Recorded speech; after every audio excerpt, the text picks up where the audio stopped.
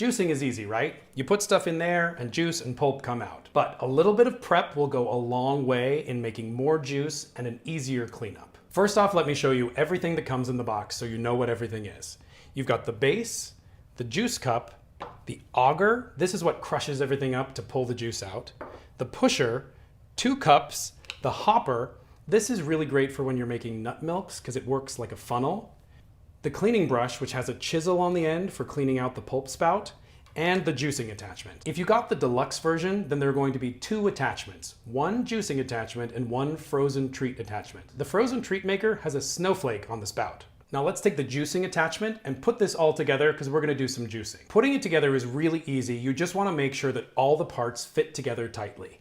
So first, put the juice bowl on the base, then take the auger and put it inside the juice bowl. Make sure to push it all the way down so it's in place. Then take the juice attachment and put it on the juice bowl, locking it into place. The feeding tube should line up with the lock icons on the back of the base. Then put the hopper on top of the feeding tube, put the pusher in the feeding tube, and put the 2 cups in place. That's it, you're ready to juice. A good general rule is that you want to cut your fruits and vegetables into 1-inch chunks before you juice them.